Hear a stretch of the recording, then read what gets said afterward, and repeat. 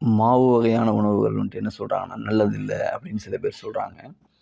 அதன் அடிப்படையை நம்ம பார்த்தோம் அப்படின்னா, ஒரு அரிசி இருக்குது. அரிசிங்கிற அந்த உணவை நம்ம என்ன பண்ணுறோன்னா, நம்ம நாவில் போட்டு கடிக்கும் பொழுது, பற்களால் கடிக்கும்போது துகள் துகளாகுது. அப்போ சுவை அதிகமாக்கப்படுது.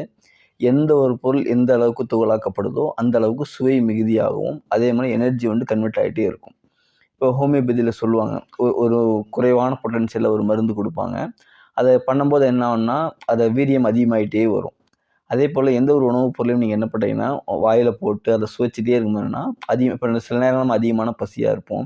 இப்போ எந்த ஒரு உணவுப் பொருளுமே கையில் இருக்காது. அப்போ ஏதோ ஒன்று தான் இருக்கும். அதை போட்டு வாயில மெண்டுக்கிட்டே இருப்போம். அதை சாப்பிடவே என்ன ஆகும்னா வயிறு நிறைஞ்சிரும். இப்போ எந்த ஒரு பொருளும் அதிகமான ஒரு நுணுக்கப்படுதோ, பொடியாக்கப்படுதோ என்னன்னா, அதில் அதிகமாக எனர்ஜி கன்வெர்ட் ஆகும். அதே போல் என்னன்னா சுவைகள் அதிகமாகும். அதே போல் மாவு பொருட்கள் அப்படிங்கிறது என்னென்னா, நம்ம ஒரு அரிசி இருக்குது. அரிசியை நம்ம உணவாக சாப்பிட்றத விட, அதை நீங்கள் அரிசி மாவை செஞ்சு சப்பாத்தியை சாப்பிட்டு பாருங்களேன், சுவை அதிகமாக இருக்கும். அதிகமாக சாப்பிடுவோம். அப்போ மாவு பொருள்னால நமக்கு எந்த ஒரு இதுவும் கிடையாது. ஆனால் இவங்க என்ன சொல்லுவாங்க அப்படின்னா, மாவுங்கிறது பசையமா இருக்குது. அது என்ன ஆகும் அப்படின்னு சொன்னால், நம்ம உடம்புக்கு சிரமத்தை ஏற்படுது அப்படிம்பாங்க. ஆனால் உண்மை என்ன அப்படின்னு சொன்னால், எந்த ஒரு உணவாக இருந்தாலும், மாவு பொருளாக இருந்தாலும், மாவு இல்லாத பொருள் எந்த உணவுப் பொருளாக இருந்தாலும், நமக்கு 5 விஷயங்கள் கவனிக்கப்பட வேண்டும். முதலாவது என்ன அப்படின்னு சொன்னால், பசி அப்படிங்கிறது தெளிவாக இருக்கணும். நல்ல பசியாக இருக்கணும். அந்த உணவு வந்து நல்ல உணவாக இருக்கணும். ஆரோக்கியமான உணவாக, அதே போல் வந்துட்டு கெமிக்கல்லாம் இல்லாத ஆரோக்கியமான உணவாக இருக்கணும். 3வது என்னன்னு சொன்னால், நமக்கு அது பிடித்தமான உணவாக இருக்கணும். அந்த உணவில் வந்து நல்ல வாசனை இருக்கணும். 5வது வந்துட்டு சுவை இருக்கணும். அந்த சுவை அப்படிங்கிறது எப்படி இருக்குன்னு சொன்னால், செயற்கையான சுவை இல்லாமல் இயற்கையான சுவையாக இருக்க வேண்டும். அந்த சுவை வந்துட்டு ஆரோக்கியமானதாக, இந்த 5 விஷயங்கள் அதில் இருக்கணும். அப்படி நம்ம மாவு பொருள் சாப்பிடும்போது என்ன ஆகும் அப்படின்னு சொன்னால், அது அதிக சுவையுடையதாக இருக்குது. 2வது நமக்கு பிடித்ததாகவும் இருக்குது. அப்போ நம்ம என்ன பண்ணுறோம் அப்படின்னா, நம்ம பசி இருக்குதோ இல்லையோ அதை சாப்பிட ஆரம்பிச்சிடும். பசி இல்லாமல் எந்த உணவுப் பொருள் சாப்பிட்டா என்னென்னா, நமக்கு உடம்புக்கு வந்து ஒத்துக்காது. அது என்ன ஆகும்னா, நம்ம இரைப்பையில அந்த உணவுப் பொருள் அதிகமான நேரங்கள் தங்கும். அதே போல் ஏன் அதிகமான இரைப்பையில தங்குது அப்படின்னா, நம்ம இரைப்பையில போனதுக்கப்புறம் அந்த வாயால் சுவைக்கப்படாததன் காரணமாக அதோடைய அதிகப்படியான வேலைச்சுமை வயிற்றுக்கு ஏற்படுது. எப்போ அதிகப்படியான வேலைச்சுமை வயிற்றுக்கு ஏற்படுதோ என்னன்னா, அது வயிற்றிலே தங்கும். இப்போ என்னன்னா, ஒரு 2லேருந்து 3 மணி நேரங்களுக்குள்ள ஜீரணிக்கப்பட்ட அந்த உணவானது சிறுகுடலுக்குள்ளே போயிடணும். அப்படி போகாமல் இரைப்பிலே தங்குவதன் காரணமாக பித்த நீரானது நம்முடைய சிறுகுடலுக்குள்ளே போகாமல் இரைப்பைக்குள்ளே வருது. இப்போ என்ன ஆகும்னு சொன்னால், அந்த உணவுப்பொருள் முறையான முறையில் ஜீரணிக்கப்படாமல் அது நமக்கு வயிற்று தொந்தரவுகளை ஏற்படக்கூடியதாக இருக்குது.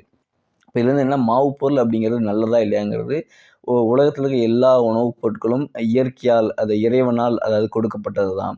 அப்போ இயற்கை ஒருபோதும் தவறு செய்யாது. அப்போ உணவுகளில் எந்த தவறும் இல்லை. நம்மள்ட்ட தான் தவறு இருக்குது. நம்ம அந்த உணவுப் பொருளை முறையான முறையில் பசித்து சுவைச்சு நம்ம நல்லா சாப்பிட்டோம் அப்படின்னு சொன்னால், நம்ம தெளிவாக பொறுமையாக சாப்பிட்டோம் அப்படின்னு சொன்னால் என்ன ஆகும்னா, நமக்கு அந்த உணவுப் பொருள் முறையான முறையில் ஜீரணிக்கப்படும். இப்போ உணவுகளில் எந்த தவறும் இல்லை. நம்மள்ட்ட தான் தவறு இருக்குது. இயற்கையில் எந்த ஒரு தவறும் கிடையாது. இயற்கையால் கிடைக்கப்பட்ட எல்லா பொருளும் நல்லது தான். அப்போ என்ன அப்படின்னா, நம்ம இந்த மாவு வகை உணவுகள் சாப்பிடும்போது என்ன பண்ணணும் அப்படின்னா, பொறுமையான முறை, ஏன்னா அதிக சுவையுடையதாக இருக்கும். நம்ம இப்போ ஒரு சப்பாத்தி சாப்பிட்றோம் அப்படின்னா, வேகமாக கடித்து முழுங்கிருவோம். ஏன்னா அது சுவை அதிகமாக இருக்கும். அப்போ உண்மையான பசியாக இருந்து நம்ம பொறுமையாக சாப்பிட்டோம்னா, அந்த மாவு பொருள்னால எந்த ஒரு பிரச்சனையும் வராது. இப்போ மாவு பொருள்கள் ஏன் அப்படி சொல்கிறாங்கன்னா, அது அதிக சுவையுடையதாக இருக்குது. அப்போ என்ன பண்ணுறோம் அப்படின்னா, நம்ம அதை வேக வேகமாக முழுங்கிறோம். 2வது ஒரு உணவு பருக்கையா இருக்குது அப்படின்னா என்னன்னா, நம்ம கடித்து சாப்பிடுவோம். ஆனா அப்படி முழுங்க முடியாது. ஆனா சப்பாத்தி அப்படிங்கிறதுல நம்ம அப்படியே முழுங்கிருவோம். இல்லை மாவு பொருள்ல செஞ்ச எந்த பொருளா இருந்தாலும் என்ன அப்படின்னா, சிலர் எண்ணெயில போட்டு முக்கி பொரிப்பாங்க. அப்போனா இன்னும் சுவை அதிகமாக கூடும். மிச்சர், முறுக்கு இந்த மாதிரி பொருட்கள்லாம் மாவால் செஞ்சது தான். இந்த மாதிரி பொருள்லாம் செய்யும்போது என்னென்னு சொன்னால், எண்ணெயில முக்கி பொரிக்கும்போது அது அதிகமான ஹீட் எனர்ஜி இருக்கும்.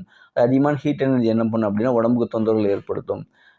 எக்ஸாம்பிள் சொல்லணும் அப்படின்னா, இப்போ ஒரு முறுக்கு இருக்குன்னு வச்சுக்கோங்க. முறுக்க நீங்கள் காற்றுல வச்சிங்கன்னா, காற்றுல ஈரப்பதத்தையெல்லாம் உறிஞ்சி முறுக்கு சீக்கிரம் நவுத்து போயிடும். எந்த ஒரு மொறுமொறுப்பான பொருளாக இருந்தாலும் அப்படித்தான் இருக்கும். அப்போ என்ன அப்படின்னா, அது நம்ம இரைப்பைக்குள்ள போகும்போது உடல் ஆரோக்கியம் இல்லாதவங்க சாப்பிடும்போது என்ன ஆகும்னா, இரைப்பையோட ஜீரண ஃபுல்லாக உறிஞ்சும் பொழுது என்ன ஆகும்னா, அந்த உணவுப் பொருள் அதிகமான நேரங்கள் தங்கும். எந்த ஒரு உணவுப் பொருள் அந்த நேரத்துக்கு மீறி தங்குதுன்னா, அஜீரணமாக்கப்பட்டு செரிமானமாகாமல் வயிற்றிலே தங்கும்போது நமக்கு தொந்தரவுகள் ஏற்படுது. அது நமக்கு எல்லா வகையான பிரச்சனைகளும் ஏற்படக்கூடியதாக இருக்குது. இப்போ மாவு வகையான உணவுப் பொருள் நல்லதா, நல்லதில்லை அப்படிங்கிறத விட, இயற்கையால் கொடுக்கப்பட்ட எல்லா உணவுகளும் நல்ல உணவு தான். அதை நம்ம எப்படி பயன்படுத்தணும் அப்படிங்கிறது நம்ம கையில தான் இருக்குது. பொதுவாகவே நம்முடைய உள்ளங்கள்ல, நம்முடைய உடல்கள்ல இதில தான் நோய்கள் இருக்கே தவிர, வெளிய இருக்கக்கூடிய எதுலயும் கிடையாது. ஒரு மனிதன் மழையில நனையிறாரு. மழையில நனைஞ்சு சளி பிடிச்சுச்சு அப்படின்னா, மழையில நனைஞ்சனால சளி பிடிச்சிச்சு. ஆனா அடிப்படை என்ன காரணம்னா, இவருக்குள்ள சளி இருக்கு. அதேபோல ஒரு மாவு பொருள் சாப்பிட ஒரு ஒத்துக்கல அப்படின்னா, மாவு பொருள் சாப்பிடனால ஒத்துக்கலைங்கிறது உண்மதான். ஆனா இன்னொரு உண்மை என்ன அப்படின்னு சொன்னா, அந்த மாவு பொருளை ஒரு முறையா சாப்பிடல. இல்லை அப்படின்னு சொன்னால் என்னென்னா அந்த உணவுப் பொருள் இவருக்கு ஒத்துக்கலை, இல்லை இந்த மாவையான உணவுப் பொருள் அவர் ஏற்கனவே என்ன அதிகமாக இன்டேக் எடுத்துட்டார், அளவுக்கு மீறி எடுத்துட்டாரு, பசி இல்லாமல் எடுத்துட்டாரு, தேவையில்லாமல் எடுத்துட்டாரு, நல்லதுன்னு சொல்லி எடுத்துட்டாரு அப்படின்னு நம்ம எடுத்துக்கணும். இப்போ மாவுப் பொருட்கள் எந்த பிரச்சனையும் இல்லை, பிரச்சனை விட நம்மள்ட்ட தான் இருக்குது.